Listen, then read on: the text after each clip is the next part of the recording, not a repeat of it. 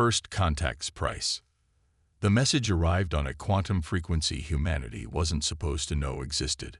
Dr. Sarah Chen sat in the dimly lit control room of the Atacama Quantum Observatory, staring at readings that defied everything she thought she knew about extraterrestrial intelligence. The signal wasn't a greeting or a warning. It was a desperate plea for help. The Galactic Concordat, a federation of 17 spacefaring civilizations, was facing extinction. Not from conventional warfare or natural disaster, but from something far more insidious. They called themselves the Midnight Chorus, beings that had evolved beyond physical form into creatures of pure thought and terror. They didn't destroy civilizations, they broke them from within, using fear as a weapon more potent than any plasma cannon. They're asking for our help. General Marcus Rivera's voice carried equal parts disbelief and suspicion as he read the translated message. Us? The primitive species they've been deliberately avoiding for centuries. Dr. Chen nodded, bringing up the detailed data streams. According to this, they've been watching us. They think we have something unique, something they desperately need. The holographic display showed footage of entire alien worlds falling to the Midnight Chorus, not through violence, but through perfect, crystalline fear. Entire species driven to madness or catatonia by telepathic attacks that stripped away every psychological defense. The Concordat's most advanced civilizations, with all their technological might, were helpless against an enemy that turned their own minds against them. What could we possibly offer against something like this? Rivera asked. Dr. Chen's eyes lit up with understanding. They'd been studying our history, all those centuries of warfare, conflict, and struggle. They weren't watching our technology. They were watching how we handle fear. The data scrolled past. Humanity's responses to plagues, wars, natural disasters. Our ability to face extinction-level threats and not just survive, but emerge stronger. Our capacity to look into the abyss and laugh. The Concordat species evolved in relatively stable environments, Chen explained. Their civilizations developed through cooperation and logical progression. But humans, we evolved on a death world, shaped by countless near-extinction events. We've been dancing with fear since we first learned to walk upright. Rivera began to understand. They don't need our weapons. They need our minds. Exactly. The Midnight Chorus breaks civilizations by exploiting their fear of the unknown. But humans, we turned our fear of the dark into stories. We made movies about our nightmares. We took our deepest terrors and turned them into entertainment. The general sat back, a slow smile spreading across his face. So when they reach into our minds looking for fear to weaponize, they'll find something they never expected, Chen finished. A species that doesn't just resist fear. We reshape it. We learn from it. We grow stronger from it. The quantum communicator hummed with another incoming message. The Concordat was sending coordinates for their nearest outpost.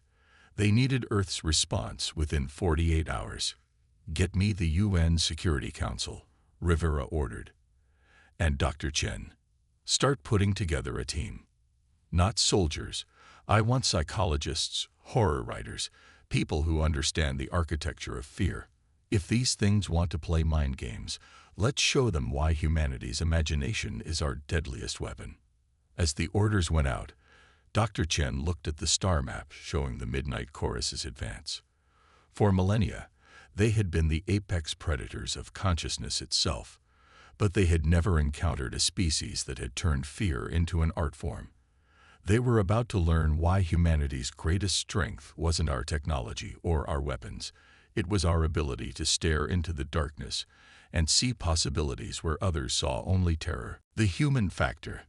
The UN Assembly Hall had never seen a gathering quite like this.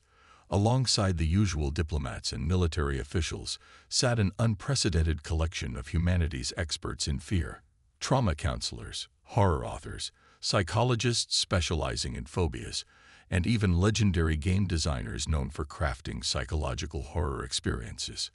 Dr. Maya Patel, the world's leading expert on mass panic psychology, took the podium. Behind her, holographic displays showed the latest data from the Concordat's frontline worlds. The Midnight Chorus doesn't just create fear, she explained.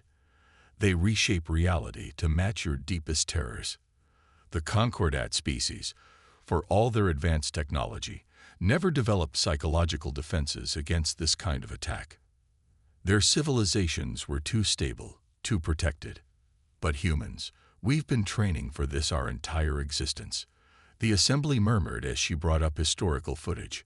Crowds remaining calm during air raids, first responders running into burning buildings, astronauts launching into space knowing the countless ways they could die.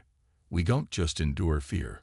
We study it, dissect it, turn it into stories and games and experiences. We've created entire industries around safely exploring our terrors. This isn't just entertainment. It's psychological vaccination on a species-wide scale. The team she had assembled represented humanity's deep understanding of fear. James Chen, a veteran trauma counselor who had helped survivors process the unprocessable. Sarah O'Connor, whose horror novels had redefined psychological tension. Dr. Marcus Webb, who had developed revolutionary treatments for panic disorders. But the most crucial member was David Rice, a former child soldier turned peace negotiator. He understood something fundamental about fear. It wasn't just an emotion, it was a language. And he had spent his life learning to speak it fluently. The Midnight Chorus believes fear is a weapon, Rice addressed the assembly. But they've never encountered a species that understands fear as intimately as we do.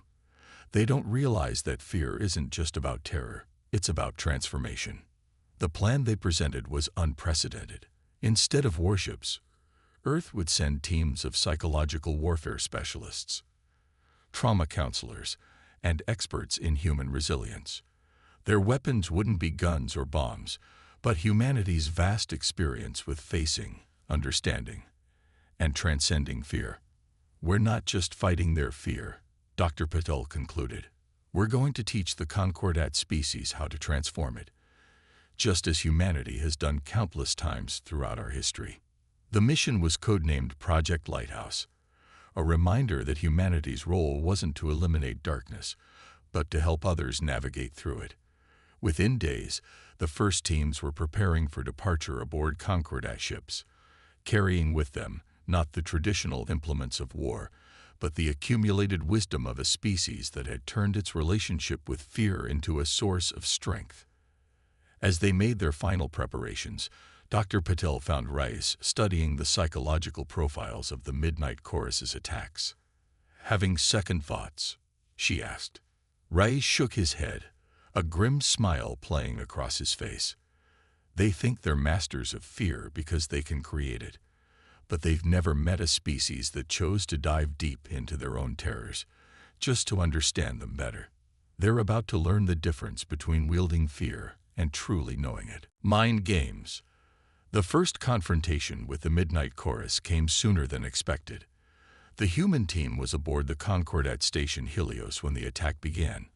The station's alien crew started experiencing their worst nightmares made manifest, corridors twisting into impossible geometries, shadows coming alive, the very fabric of reality warping to match their deepest fears.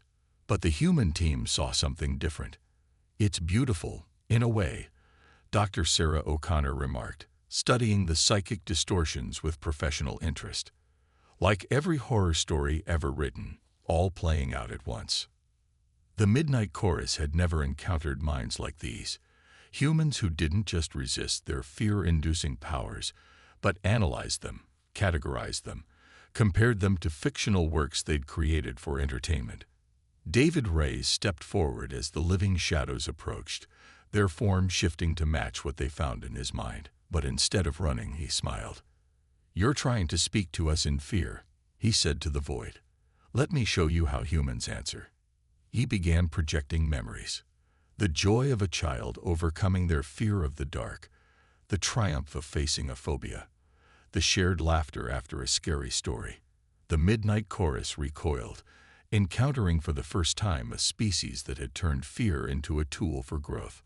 Dr. Maya Patel coordinated the team's response, using their combined understanding of human psychology to create a defensive network. Horror writers worked with trauma counselors to craft narratives that turned the station's crew's fears into stories they could understand and overcome.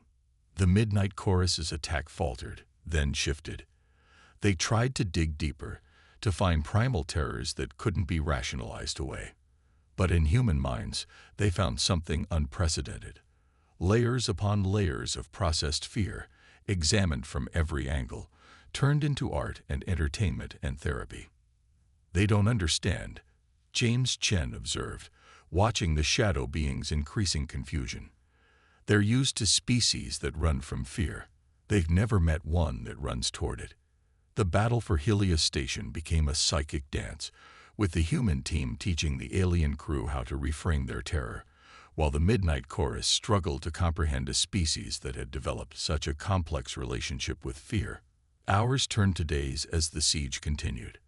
The Midnight Chorus threw everything they had at the station: cosmic horror, personal nightmares, existential dread.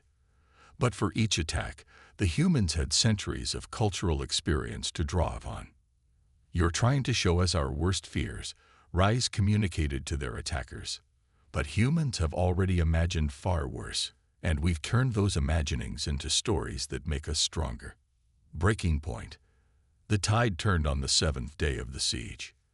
The Midnight Chorus, frustrated by their inability to break the human team, attempted something unprecedented. They tried to merge their consciousness with their targets, hoping to understand how to break these unusual minds. It was exactly what the humans had been waiting for. "Now they have to experience fear the way we do," Dr. Paddle said, her voice tight with concentration, as she coordinated the team's response. Not as a weapon, but as a teacher. The merged consciousness became a battleground unlike any in galactic history. The Midnight Chorus found themselves experiencing every aspect of humanity's relationship with fear. The terror, yes, but also the exhilaration, the curiosity, the growth that comes from facing what frightens you. They experienced children laughing through haunted houses, teenagers sharing ghost stories, adults processing trauma through art and narrative. They felt the complex cocktail of chemicals that made human bodies respond to fear not just with terror, but with excitement and determination. The Concordat crew watched in amazement as the shadow beings began to change, their form shifting as they struggled to process this new understanding of fear.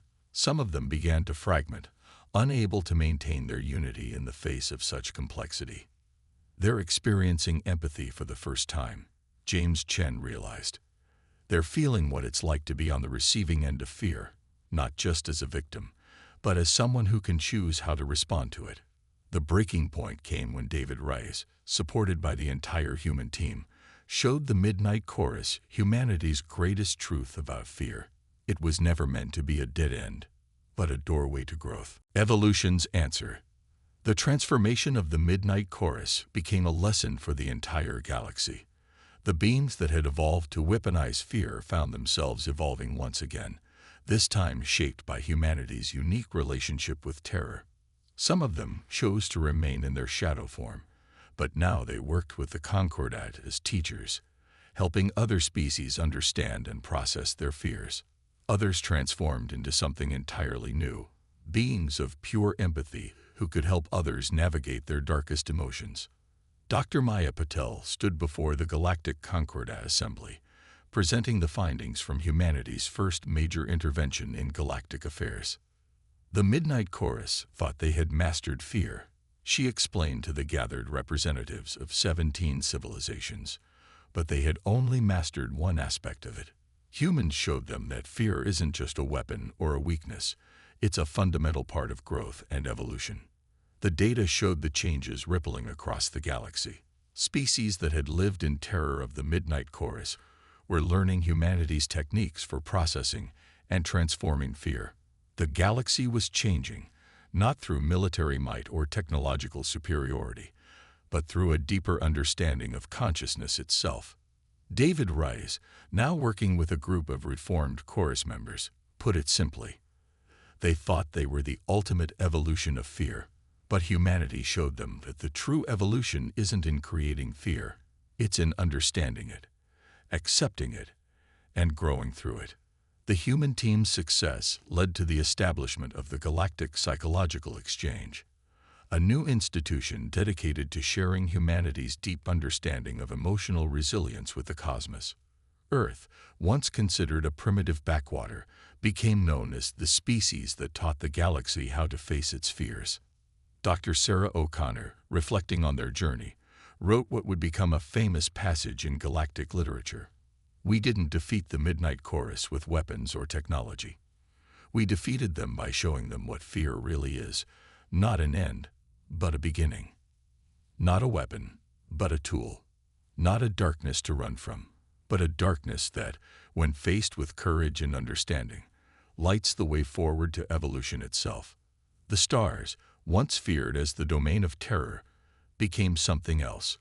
A frontier where humanity's greatest gift to the galaxy wasn't our technology or our warfare, but our deep understanding of what it means to be afraid, and to grow stronger through that fear.